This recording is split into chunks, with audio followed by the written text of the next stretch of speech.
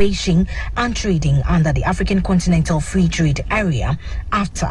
This, he said, is the best and surest way for Ghana to realize the benefit of the agreement.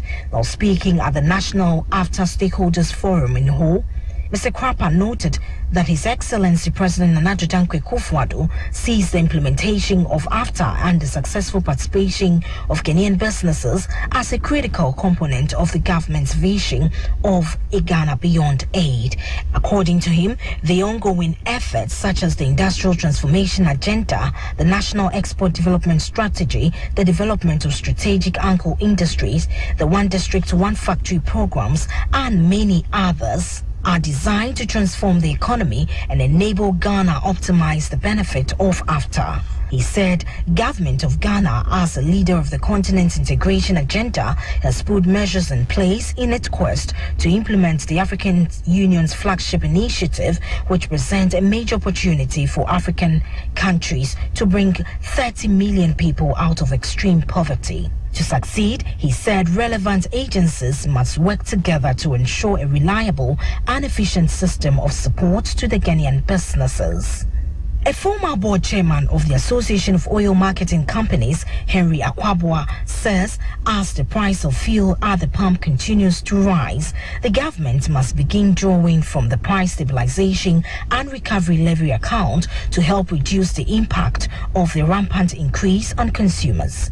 Fuel price started the year at a little over 4 cedis per litre, but currently are just a few pesos to 7 Ghana cedis a litre. The levy was introduced in 2015 to serve as a buffer for under-recoveries in the petroleum sector and to stabilize petroleum prices for consumers, among others.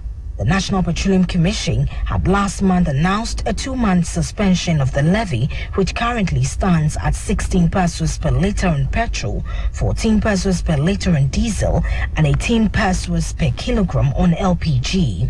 Some civil organizations like the Chamber of Petroleum Consumers, COPEC, have called for the scrapping of the levy, arguing that it has outlived its purpose. On international front, a number of container ships stuck off the port of Los Angeles hit a new record of 111 on Tuesday. The port remained clogged despite Biden's 24/7 schedule and looming fines for lingering containers. Prior to the pandemic, the port's highest record had been 17 ships waiting to anchor. The number of container ships stuck off the coast of Southern California reached new records on Tuesday. According to data from Marine Exchange, a total of 111 container ships are bobbing at sea around the ports of Los Angeles and Long Beach, waiting to dock and unload. That breaks the previous record of 108 vessels reported on October 21st. The two ports remain clogged despite efforts to speed up the processing of containers amid a surge in consumer demand for goods. The White House announced a shift of an all-round the clock schedule in October and a new looming threat of fines for leaving containers on docks for several days.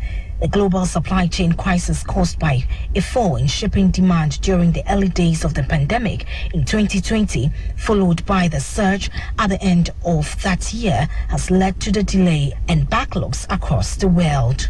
According to data reported by trade publication American Shipper, at the start of this month, there were nearly 60,000 containers on the port that had been there for more than 9 days and would therefore be eligible for fines. In our final story, air freight is straining under the twin pressure of high demand and disruption from lower capacity and labor shortage, as well as various COVID-19 restrictions. Air cargo executives have cited problems across major hubs in Europe, including Amsterdam, London, Brussels, Frankfurt, and the US. In the US, there are a dearth of warehouse capacity, a labor shortage in some markets. Forwarders said customers were unhappy with sky-high rates combined with delays. Airports tended to downplay the issue, but one noted knock-on effect from flight delay in China had caused a major shuttling changes for some European airports. On this note, we'll wrap up this morning's edition of Maritime and Port News, proudly sponsored by the Ghana Shippers Authority. They provide you with the best in all your shipping solutions. Contact them at the Shippers House in Accra, and also supported by Amin Scientific and Alternative Medical Hospital. Amin, God is our healer. I am Nanisi Boateng, my producer, Kwekwa Boaje. Have a great Maritime and Port Day. Yenso akwan suju medie ya mo man bia nkanko e de Ghana eku wiase na di wiase so ba Ghana Shippers Authority ani so ade hunu ne se ye bebuo nsuo so adwadifo e wo haw bia wonam mu efiri no ma ayra